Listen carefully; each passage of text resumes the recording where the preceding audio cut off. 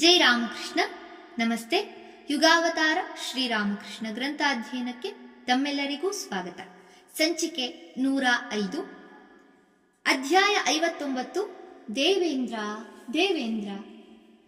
ಶ್ರೀರಾಮಕೃಷ್ಣರು ತಮ್ಮ ಸಾಧನಾ ಕಾಲದಲ್ಲಿ ಭೇಟಿ ಮಾಡಿದ ಗಣ್ಯ ವ್ಯಕ್ತಿಗಳಲ್ಲಿ ಪ್ರಮುಖರಲ್ಲೊಬ್ಬರು ದೇವೇಂದ್ರನಾಥ ಟಾಗೋರ್. ಇವರು ಅಂದಿನ ಪ್ರಸಿದ್ಧ ಧಾರ್ಮಿಕ ಸಂಚಲನವಾದ ಆದಿ ಬ್ರಾಹ್ಮ ಸಮಾಜದ ಸ್ಥಾಪಕರು. 1828ರಲ್ಲಿ ಬ್ರಾಹ್ಮ ಸಭಾ ಎಂಬ ಹೆಸರಿನಲ್ಲಿ ರಾಜಾ ರಾಮಮೋಹನ ರಾಯನಿಂದ ಪ್ರಾರಂಭಿತವಾದ ಈ ಸಂಸ್ಥೆಯು ಟಾಗೋರರ ನೇತೃತ್ವದಲ್ಲಿ ಬಹುಬೇಗ ಬೃಹದಾಕಾರವಾಗಿ ಬೆಳೆದು ಅಂದಿನ ಸಾಮಾಜಿಕ ಧಾರ್ಮಿಕ ಜೀವನದ ಮೇಲೆ ಗಾಢ ಪ್ರಭಾವವನ್ನು ಬೀರಿತು. ಟಾಗೋರರ ಶ್ರದ್ಧಾ ಭಕ್ತಿಗಳನ್ನು, ವ್ಯಕ್ತಿತ್ವದ ವರ್ಚಸ್ಸನ್ನು ಕಂಡು ಜನ ಅವರನ್ನು ಮಹರ್ಷಿ ಎಂದು ಗೌರವಿಸಿದರು. ಓರ್ವ ಧಾರ್ಮಿಕ ಮುಖಂಡ ಹಾಗೂ ಆಧ್ಯಾತ್ಮಿಕ ವ್ಯಕ್ತಿ ಎಂದು ಪ್ರಸಿದ್ಧರಾದ ಟಾಗೋರರ ಕೀರ್ತಿ ಶ್ರೀರಾಮಕೃಷ್ಣರ ಕಿವಿಯನ್ನು ಮುಟ್ಟಿತು. ಟಾಗೋರರು ವೈರಾಗ್ಯಶಾಲಿಗಳೆಂದೂ ಭಕ್ತಿಮತಿಗಳೆಂದೂ ಅವರು ಕೇಳಿ ತಿಳಿದರು. ಕೂಡಲೇ ಅವರು ಟಾಗೋರರನ್ನು ಭೇಟಿಯಾಗಲು ಉತ್ಸುಕರಾದರು. ಮಥುರನನ್ನು ಕೇಳಿದರು, ಮಥುರ, ನಾನೊಮ್ಮೆ ಆ ದೇವೇಂದ್ರನಾಥ ಟಾಗೋರರನ್ನು ನೋಡಬೇಕಲ್ಲ. ಅವರು ದೊಡ್ಡ ಭಕ್ತರಂತೆ, ಬಹಳವಾಗಿ ಭಗವನ್ನಾಮ ಜಪ ಮಾಡುತ್ತಾರಂತೆ. ನನ್ನನ್ನು ಅವರಲ್ಲಿಗೆ ಕರೆದುಕೊಂಡು ಹೋಗುತ್ತೀಯಾ? ಮಥುರ ಶ್ರೀರಾಮಕೃಷ್ಣರಿಗಾಗಿ ಏನು ಬೇಕಾದರೂ ಮಾಡಿಯಾನು. ಈ ಕ್ಷಣ ಬೇಕೆಂದರೆ ಅವರಿಗಾಗಿ 100 ಅಲ್ಲದಿದ್ದರೆ 1000 ರೂಪಾಯಿ ಖರ್ಚು ಮಾಡಿಯಾನು. ಆದರೆ ಕರೆಸಿಕೊಳ್ಳದೆಯೇ ದೊಡ್ಡ ಮನುಷ್ಯರ ಮನೆಗೆ ಹೋಗುವುದು ಮಾತ್ರ ಅವನ ಜಾಯಮಾನಕ್ಕೆ ಒಗ್ಗದ ಕೆಲಸ. ನಿರಾಸಕ್ತಿಯಿಂದಲೇ ಉತ್ತರಿಸಿದ, ಏನು, ದೇವೇಂದ್ರನ ಮನೆಗೆ? ಆದರೆ ಅವನೇನು ಈಗ ನಮ್ಮನ್ನು ಕರೆದಿಲ್ಲವಲ್ಲ, ಹೇಗೆ ಹೋಗುವುದು? ಅವರೇ ಕರೆಯಲಿ ಎಂದು ಕುಳಿತಿದ್ದರೆ ಆಗುತ್ತದೆಯೇ? ನೀನು ಸುಮ್ಮನೆ ಬಾ, ನೋಡಿಕೊಂಡು ಬಂದು ಬಿಡೋಣ. ಶ್ರೀರಾಮಕೃಷ್ಣರ ಬಾಯಿಂದ ಒಮ್ಮೆ ಒಂದು ಮಾತು ಬಂದಿತೆಂದರೆ ಮುಗಿಯಿತು, ಅದು ನಡೆಯಲೇಬೇಕು.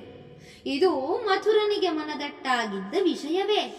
ವಿಧಿ ಇಲ್ಲದೆ ಕೊನೆಗೆ ಹೇಳಿದ, ಸರಿ, ಹಾಗೆಯೇ ಆಗಲಿ. ಹೇಗಿದ್ದರೂ ಅವನು ಕಾಲೇಜಿನಲ್ಲಿ ನನ್ನ ಸಹಪಾಠಿಯಾಗಿದ್ದವನು, ಪರಿಚಿತನೇ, ಹೋಗೋಣ. ಒಂದು ದಿನ ಶ್ರೀರಾಮಕೃಷ್ಣರು ಮಥುರ ಹೃದಯರ ಸಂಗಡ ಟಾಗೋರರ ಮನೆಗೆ ಹೊರಟರು. ಟಾಗೋರರ ಮನೆ ಜೊರಾಸಾಂಕೋ ಎಂಬಲ್ಲಿ, ದಕ್ಷಿಣೇಶ್ವರದಿಂದ 8 ಮೈಲಿ. ಟಾಗೋರರಿಗಾಗ ಸುಮಾರು 50 ವರ್ಷ, ಶ್ರೀರಾಮಕೃಷ್ಣರಿಗಿಂತ 20 ವರ್ಷ ಹಿರಿಯರು. 3 ಗಾಡಿಯಿಂದಿಳಿದು ಟಾಗೋರರ ಮನೆಯೊಳಗೆ ಬಂದರು. ಶ್ರೀರಾಮಕೃಷ್ಣರು ಹೃದಯನೂ ಹಜಾರದ ಹೊರಗೆ ನಿಂತರು. ಮಥುರ ಸೀದಾ ಒಳ ನಡೆದ. ಬಹಳ ದಿನಗಳ ಮೇಲೆ ಬಂದ ಸ್ನೇಹಿತನನ್ನು ಕಂಡು ಟಾಗೋರರಿಗೆ ಆಶ್ಚರ್ಯ. ಓಹೋ ಮಥುರ, ಅಪರೂಪದ ಭೇಟಿ, ಸೌಖ್ಯವಾಗಿದ್ದೀಯಾ? ಇಷ್ಟರ ಮಟ್ಟಿಗಿದ್ದೇನಪ್ಪ, ನೀವೆಲ್ಲ ಸೌಖ್ಯ ತಾನೇ? ಅದಿರಲಿ, ಈಗ ನನ್ನ ಜೊತೆ ಒಬ್ಬರು ಬಂದಿದ್ದಾರೆ, ಶ್ರೀರಾಮಕೃಷ್ಣ ಪರಮಹಂಸರು ಅಂತ. ನನ್ನ ಪರಮ ಆಪ್ತರು, ನಿನ್ನನ್ನು ನೋಡಬೇಕೆಂದರು, ಕರೆತಂದಿದ್ದೇನೆ. ಹೌದೇ, ಎಲ್ಲಿದ್ದಾರೆ ಅವರು ಎನ್ನುತ್ತಾ ಶಲ್ಯವನ್ನು ಸರಿಪಡಿಸಿಕೊಳ್ಳುತ್ತಾ ಟಾಗೋರರು ಮಥುರನೊಡನೆ ಹೊರಬಂದರು. ಬಂದು ನೋಡುತ್ತಾರೆ, ಕೃಶಕಾಯದ ವ್ಯಕ್ತಿ, ಕುರುಚಲು ಗಡ್ಡ, ಪಂಜೆಯ ಮೇಲೆ ಶರಟು ಧರಿಸಿದ್ದಾರೆ. ಸ್ವಲ್ಪವೂ ಶಿಸ್ತು ಸೊಗಸು ಇಲ್ಲ. ವಿನಯವೆಂಬುದು ಅವರ ವ್ಯಕ್ತಿತ್ವದಲ್ಲೇ ಸೇರಿಕೊಂಡಿದೆ. ಮುಖದಲ್ಲಿ ಮಾತ್ರ ಅನಿರ್ವಚನೀಯ ಪ್ರಭೆ. ಟಾಗೋರರನ್ನು ಕಂಡೊಡನೆ ಶ್ರೀರಾಮಕೃಷ್ಣರು ತಮ್ಮ ಸ್ವಭಾವದಂತೆ ಕೈಜೋಡಿಸಿ ಶಿರಬಾಗಿ ನಮಸ್ಕರಿಸಿದರು. ಯಾರಪ್ಪ ಈ ವಿಲಕ್ಷಣ ಮನುಷ್ಯ ಎಂದುಕೊಂಡರು ಟಾಗೋರರು. ಪ್ರತಿ ನಮಸ್ಕಾರ ಹೇಳಿ ಒಂದು ಬಗೆಯ ಕುತೂಹಲ ಬಿಗುಮಾನಗಳಿಂದ ಸ್ವಾಗತಿಸಿದರು. ಎಲ್ಲರೂ ಹಜಾರದಲ್ಲಿ ಕುಳಿತರು. ದೇವೇಂದ್ರನಾಥರ 4 ಮಕ್ಕಳು ಅಲ್ಲಿ ಓಡಿಯಾಡುತ್ತಿದ್ದರು. ಕುಟುಂಬದ ವೈದ್ಯನೊಬ್ಬ ಅವರನ್ನೆಲ್ಲ ಪರೀಕ್ಷೆ ಮಾಡುತ್ತಾ ಔಷಧಿ ಚೀಟಿ ಬರೆಯುತ್ತಿದ್ದುದನ್ನು ಶ್ರೀರಾಮಕೃಷ್ಣರು ಗಮನಿಸಿದರು. 4 ವರ್ಷದ ಬಾಲಕ ರವೀಂದ್ರನಾಥನು, ಅಂದರೆ ಮುಂದೆ ರಾಷ್ಟ್ರಕವಿಯಾದವನು ರವೀಂದ್ರನಾಥನೂ ಅಲ್ಲಿದ್ದ. ಪರಸ್ಪರ ಪರಿಚಯ ಕುಶಲೋಪರಿಗಳಾದವು. ಟಾಗೋರರ ಮಾತು ವರ್ತನೆಗಳಲ್ಲಿ ಒಂದು ಬಗೆಯ ಪ್ರತಿಷ್ಠೆ ಎದ್ದು ಕಾಣುತ್ತಿತ್ತು. ಮನುಷ್ಯರ ಅಂತರಂಗವನ್ನೇ ಅಳೆಯಬಲ್ಲವರು ಶ್ರೀರಾಮಕೃಷ್ಣರು. ಮುಂದೊಮ್ಮೆ ಅವರು ಹೇಳುತ್ತಾರೆ, ನಾನು ದೇವೇಂದ್ರರನ್ನು ನೋಡಿದ ಕೂಡಲೇ ಕಂಡುಕೊಂಡೆ ಅವರೊಬ್ಬ ಬಿಂಕದ ಮೂರ್ತಿ ಎಂದು. ಅಲ್ಲದೆ ಅವರಿಗೆ ಆ ಬಿಂಕ ಸಹಜವೇ.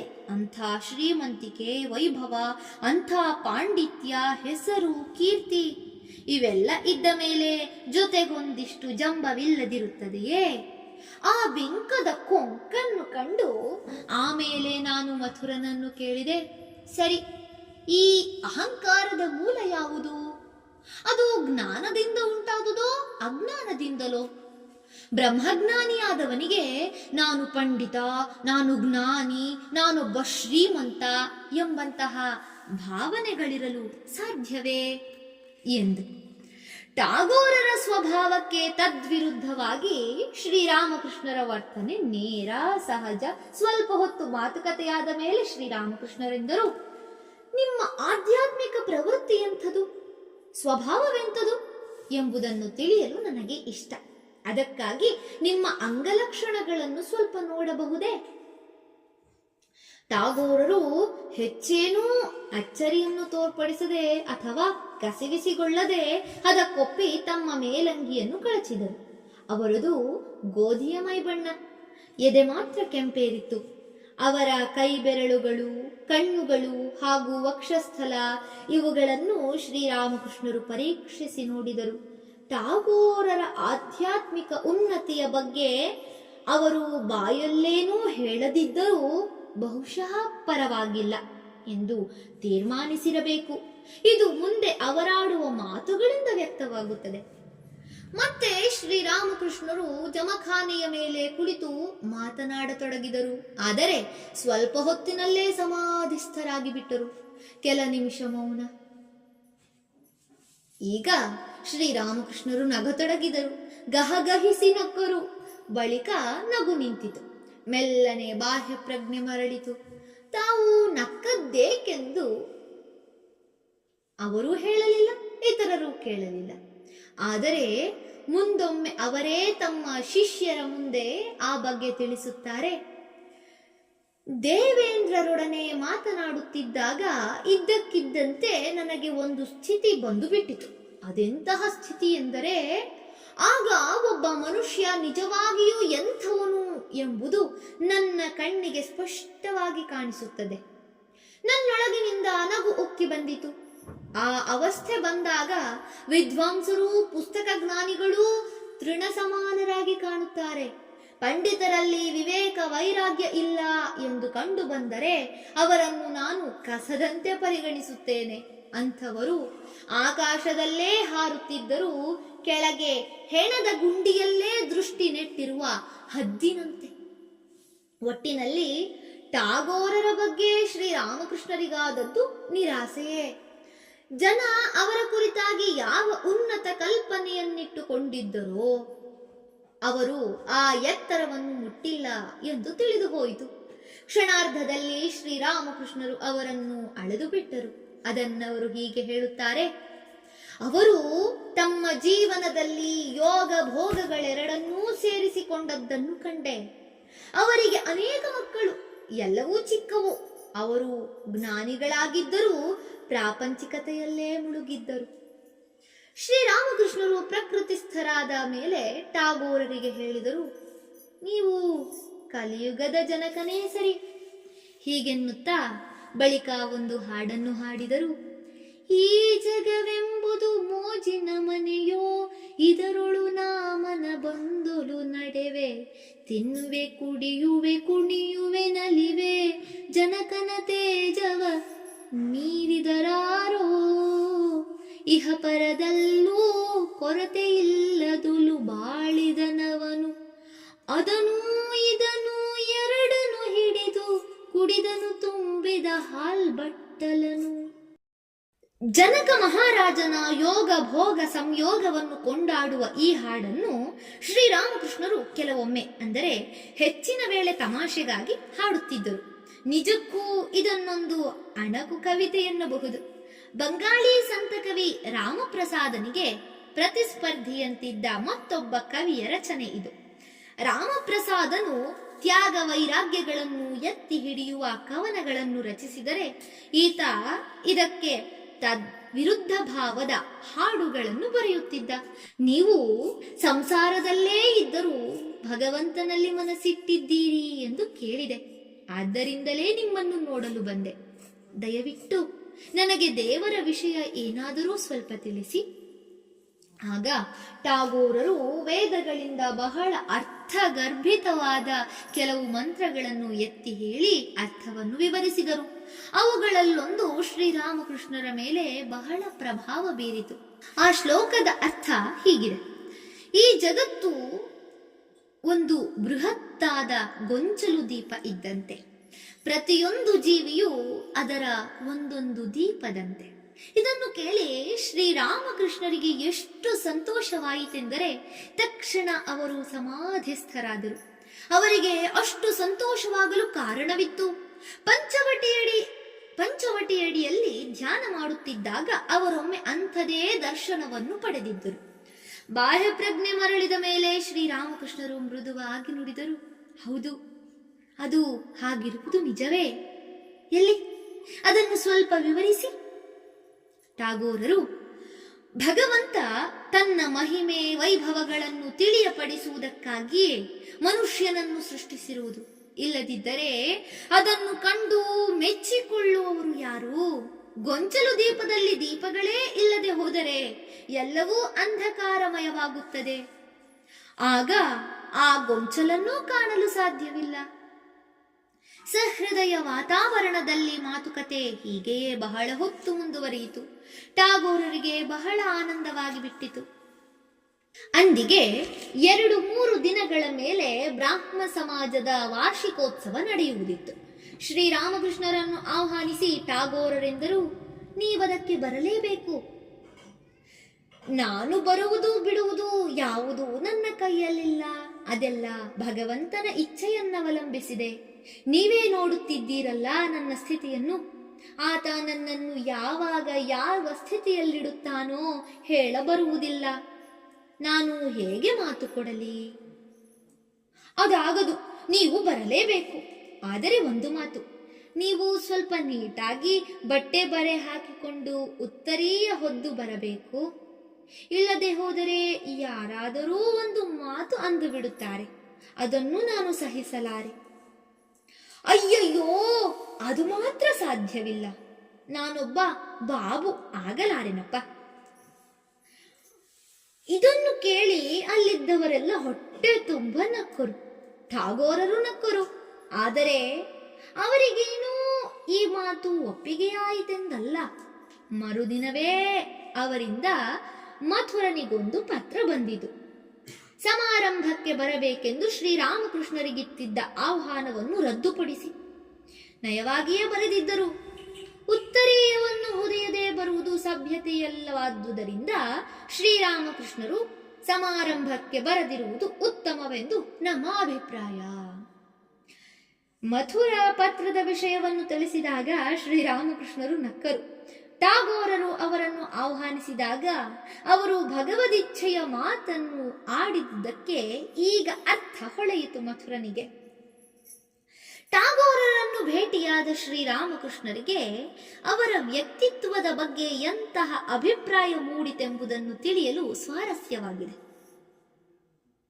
ಒಮ್ಮೆ ಅವರ ಭಕ್ತ ಅಧರಸೇನ ಎಂಬುವನು ಅವರೊಡನೆ ಹೇಳಿದ, ಸ್ವಾಮಿ, ನಿಮ್ಮಂತಹ ವ್ಯಕ್ತಿಗಳು ಈ ಭೂಮಿ ಸೃಷ್ಟಿಯಾದಂದಿನಿಂದ 6-7 ಜನರಿಗಿಂತ ಹೆಚ್ಚು ಜನಿಸಿರಲಾರರು ಎಂದು ನಾನು ಖಂಡಿತವಾಗಿ ಹೇಳಬಲ್ಲೆ.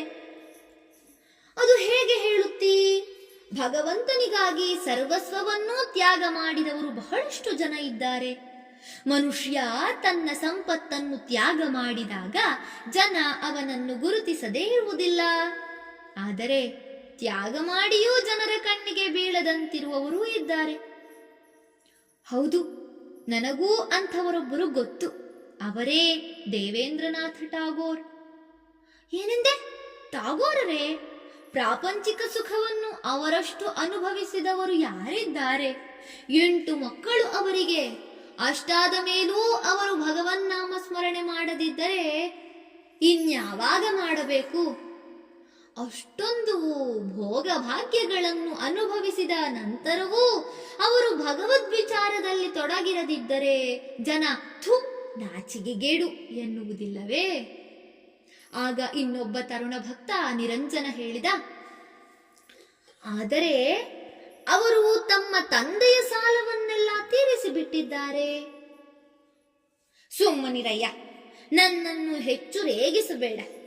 ಅನುಕೂಲವಿದ್ದೂ ತಂದೆಯ ಸಾಲ ತೀರಿಸಿದವನು ಮನುಷ್ಯನೇನಯ್ಯ? ಆದರೆ ಬರೀ ಪ್ರಾಪಂಚಿಕ ಭೋಗದಲ್ಲೇ ಮುಳುಗಿರುವವರಿಗಿಂತ ಟಾಗೋರರು ಎಷ್ಟೋ ಪಾಲು ಮಿಗಿಲು. ಜನ ಅವರಿಂದ ಬಹಳಷ್ಟು ಕಲಿಯುವುದಿದೆ. ಹೀಗೆಂದ ಶ್ರೀರಾಮಕೃಷ್ಣರು ಮರುಕ್ಷಣಕ್ಕೆ ಹೇಳಿದರು, ನೋಡು, ಸರ್ವಸಂಗ ಪರಿತ್ಯಾಗ ಮಾಡಿದ ಸಾಧುವಿಗೂ ಗೃಹಸ್ಥ ಭಕ್ತನಿಗೂ ಸಾಗರದಷ್ಟು ಅಂತರವಿದೆ. ಸರ್ವವನ್ನೂ ತ್ಯಾಗ ಮಾಡಿದ ಸನ್ಯಾಸಿಯೋ ಭಕ್ತನೋ ಇದ್ದಾನಲ್ಲ, ಅವನು ಜೇನ್ನೊಣದ ಹಾಗೆ. ಅದು ಹೂವಿನ ಮೇಲಲ್ಲದೆ ಅಲ್ಲಿ ಇಲ್ಲಿ ಕೂಡುವುದೇ ಇಲ್ಲ. ಅದು ಜೇನನ್ನಲ್ಲದೆ ಇನ್ನೇನನ್ನೂ ಹೀರುವುದಿಲ್ಲ. ಪ್ರಾಪಂಚಿಕ ಜೀವನ ನಡೆಸುವ ಭಕ್ತನಿದ್ದಾನಲ್ಲ, ಅವನು ಮನೆ ನೊಣದ ಹಾಗೆ. ಮನೆ ನೊಣ ನಾರುವ ಹುಣ್ಣಿನ ಮೇಲೂ ಕುಳಿತುಕೊಳ್ಳುತ್ತದೆ, ಸಿಹಿ ತಿನಿಸಿನ ಮೇಲೂ ಕುಳಿತುಕೊಳ್ಳುತ್ತದೆ. ಗೃಹಸ್ಥ ಭಕ್ತ ಒಂದು ಕ್ಷಣ ಭಗವತ್ ಭಾವದಲ್ಲಿರುತ್ತಾನೆ, ಆದರೆ ಮರುಕ್ಷಣದಲ್ಲೇ ಕಾಮಕಾಂಚನದ ಭೋಗದಲ್ಲಿ ಓಲಾಡುತ್ತಿರುತ್ತಾನೆ. ಶ್ರೀರಾಮಕೃಷ್ಣರು ಟಾಗೋರರ ಆಧ್ಯಾತ್ಮಿಕ ಭಾವವನ್ನು ಮೆಚ್ಚುತ್ತಿದ್ದಾರೆ. ಹಾಗೆಯೇ ಅವರಲ್ಲಿ ಪ್ರಾಪಂಚಿಕ ಭೋಗಾಭಿಲಾಷೆಯೂ ಇರುವುದಾಗಿ ಹೇಳುತ್ತಿದ್ದಾರೆ. ಟಾಗೋರರ ವಿಷಯದಲ್ಲಿ ಅತ್ಯಂತ ಪೂಜ್ಯ ದೃಷ್ಟಿ ಇದ್ದವನು ಕೇಶವಚಂದ್ರಸೇನ. ಒಮ್ಮೆ ಈತನೊಂದಿಗೆ ಮಾತನಾಡುವ ಸಂದರ್ಭದಲ್ಲಿ ಶ್ರೀರಾಮಕೃಷ್ಣರೆನ್ನುತ್ತಾರೆ, ನೀವು ಅಂದ್ರೆ ಗೃಹಸ್ಥರು ಸಚ್ಚಿದಾನಂದ ಸಾಗರದಲ್ಲಿ ಒಮ್ಮೆಗೆ ಮುಳುಗಿ ಬಿಡಬೇಕೆಂದರೆ ಹೇಗೆ ಸಾಧ್ಯವಾದೀತು? ಕೇಶವ: ಏಕೆ, ಗೃಹಸ್ಥರಿಗೆ ಎಂದಿಗೂ ಸಾಧ್ಯವಿಲ್ಲವೆನ್ನುವಿರಾ? ಹಾಗಾದರೆ ಮಹರ್ಷಿ ದೇವೇಂದ್ರನಾಥ ಟಾಗೋರರು, ಅವರ ಬಗ್ಗೆ ಏನೆನ್ನುವಿರಿ? ಶ್ರೀರಾಮಕೃಷ್ಣರು 2-3 ಸಲ ಮೆಲುದನಿಯಲ್ಲಿ ಉದ್ಗರಿಸಿದರು, ದೇವೇಂದ್ರನಾಥ ಟಾಗೋರ್, ದೇವೇಂದ್ರ ದೇವೇಂದ್ರ. ಹೀಗೆನ್ನುತ್ತಾ ಟಾಗೋರರ ಸದ್ಗುಣಗಳಿಗಾಗಿಯೋ ಎಂಬಂತೆ ಮತ್ತೆ ಮತ್ತೆ ಕೈಮುಗಿದರು. ಬಳಿಕ ಅವರೆಂದದ್ದು ಹೀಗೆ, ನಿನಗೊಂದು ಕತೆ ಹೇಳುತ್ತೇನೆ ಕೇಳು. ಒಬ್ಬ ಮನುಷ್ಯ ತನ್ನ ಮನೆಯಲ್ಲಿ ದುರ್ಗಾ ಪೂಜೆಯನ್ನು ಬಹಳ ವಿಜೃಂಭಣೆಯಿಂದ ಆಚರಿಸುತ್ತಿದ್ದ. ಬೆಳಗ್ಗಿನಿಂದ ಸಂಜೆಯವರೆಗೆ ಆಡುಗಳ ಬಲಿ ಭರದಿಂದ ಸಾಗಿತ್ತು.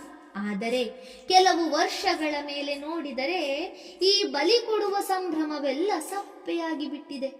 ಯಾರೋ ಒಬ್ಬರು ಕೇಳಿದರು, ಏನು ಸ್ವಾಮಿ, ಈಚೀಚೆಗೆ ನಿಮ್ಮಲ್ಲಿ ಆಡುಗಳ ಬಲಿ ಕೊಡುವ ಕಾರ್ಯದಲ್ಲಿ ಉತ್ಸಾಹವೇ ಕಾಣುತ್ತಿಲ್ಲ?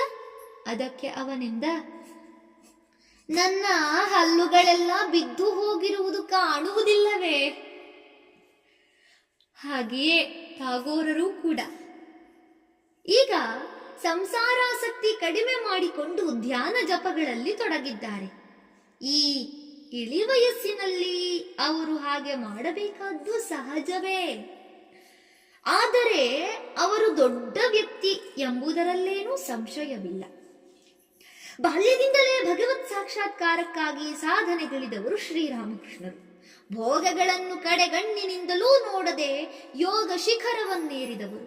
ಪೂರ್ಣ ರೂಪದಲ್ಲಿ ಭೋಗವನ್ನು ತ್ಯಾಗ ಮಾಡದೆ ಯೋಗ ಸಿದ್ಧಿ ಸಾಧ್ಯವಿಲ್ಲ ಎಂಬುದನ್ನು ಮನಗಂಡವರು. ಆದ್ದರಿಂದ ಜನ ಟಾಗೋರರನ್ನು ಬಾಯಿ ತುಂಬ ಮಹರ್ಷಿ ಎಂದ ಮಾತ್ರಕ್ಕೆ ಶ್ರೀರಾಮಕೃಷ್ಣರು ಅದನ್ನು ಒಪ್ಪಿಯಾರೇ? ಆದರೆ ಸಕಲೈಶ್ವರ್ಯಗಳಿಂದ ಕೂಡಿದ ಟಾಗೋರರು ಇಳಿ ವಯಸ್ಸಿನಲ್ಲಾದರೂ ಪರಮಾರ್ಥಕ್ಕೆ ಮನಗೊಟ್ಟುದನ್ನು ಅವರು ಮೆಚ್ಚಿಕೊಳ್ಳದಿರಲಿಲ್ಲ. ಧನ್ಯವಾದಗಳು. ಇಂದಿಗೆ ಅಧ್ಯಾಯ 59 ಸಂಪೂರ್ಣವಾಯಿತು. ಮುಂದಿನ ಸಂಚಿಕೆಯಲ್ಲಿ ಹೊಸ ಅಧ್ಯಾಯವನ್ನ ಪ್ರಾರಂಭಿಸೋಣ. ಓಂ ಶಾಂತಿ ಶಾಂತಿ ಶಾಂತಿ. ಹರಿ ಓಂ ತತ್ಸತ್. ಶ್ರೀರಾಮಕೃಷ್ಣ ಅರ್ಪಣಮಸ್ತು. ಸರ್ವೇ ಜನಾ ಸುಖಿನೋ ಭವಂತು. ಜೈ ಶ್ರೀಮಾತಾ.